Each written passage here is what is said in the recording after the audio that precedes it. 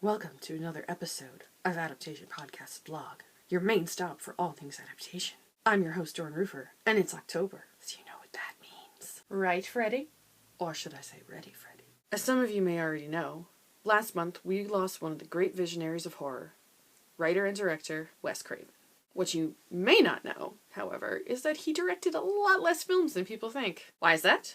Probably because his ideas influence and flood the genre. So whether you have seen one of his films or not, I'm sure that you've seen some elements or some tropes that he set down in his own films, in others. For example, he wrote, created, and directed A Nightmare on Elm Street, a new twist on the monster movie, which had a failed sequel back in 2010. Freddy, however, as a character, was so powerful that he spawned an entire library of films. Craven did not direct any of the subsequent sequels, except for the last one, A New Nightmare, which is less of a sequel, more of a reimagining or an adaptation of his original idea, using a mythology that was set down by the other sequels, adding lore and turning it into a super meta and very cool idea, in my opinion. Other than that, and a little writing cred on the third movie called Dream Warriors, which was probably just because the second movie, the first sequel called Freddy's Revenge, was just so out of the blue and so wacky that he wanted to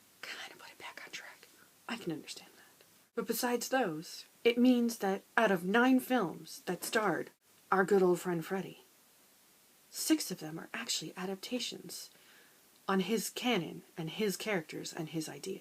And I haven't even mentioned that there was a TV show spawned by him, Freddy's Nightmares, back in 1988, which he helped create, but he took no other part in. Or even the more recent 5 short films that star our good friend Freddy, that are based on only his characters and the canon that he set so long ago. Wes Craven's work has spanned all the subgenres of horror. His work went from the weird and yet social commentary films like People Under the Stairs, to taking new looks at old tropes, to the really brutal horror of The Hills Have Eyes, to the scuzzy exploitation pictures, which is actually how he got his start. Yes, his first film that he wrote and directed, The Last House on the Left. It could have been a run-of-the-mill gothic horror with a damsel in distress. Instead, it's a hard-to-handle, warning label-riddled, gritty revenge horror flick, which got remade in 2009. But originally, it was inspired by Ingmar Bergman's The Virgin Spring, so it could be considered almost an adaptation of its own.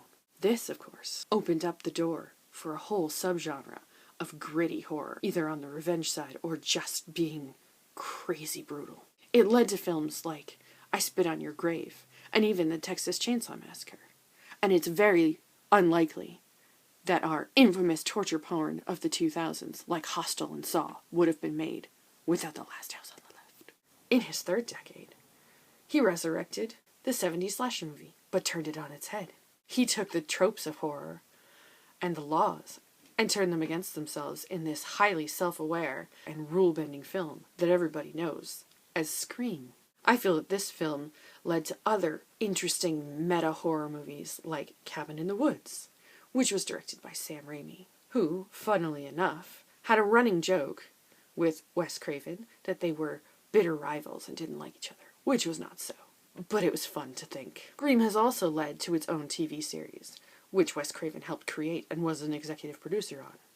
But with his passing, it's going to turn into an adaptation of its own. It's just really too bad that they couldn't get the proper Ghostface mask. It could be said that many horror movies and TV shows are based on Scream and other Wes Craven films. Let's say like Scream Queens. It's very Wes Craven-esque. But let's not forget, the most important part of Scream is the fact that it allowed Wes Craven to break the final girl trope. You know, the lone woman, usually a virgin, who somehow escapes the villain's clutches. But this was not so with Sidney Prescott. It turned her into an empowered heroine who, after losing her virginity, which it shouldn't matter, she not only took revenge on the killers, but she saved many of her male counterparts. You go, Sidney. You go. I can honestly say, calling Wes Craven a master of horror is a worthy title for him. He broke the rules. He created new rules. He twisted things to shock and scare his audience. And man, his characters are so iconic.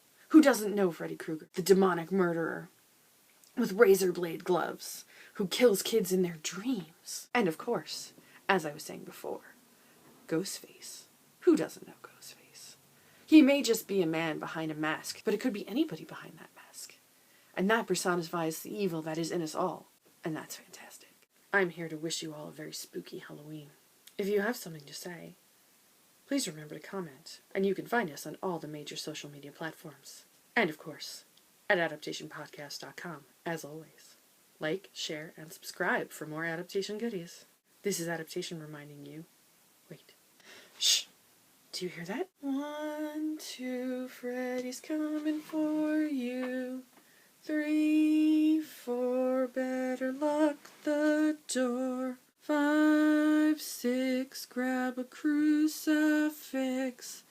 7, 8, gonna stay up late. 9, 10, never sleep again.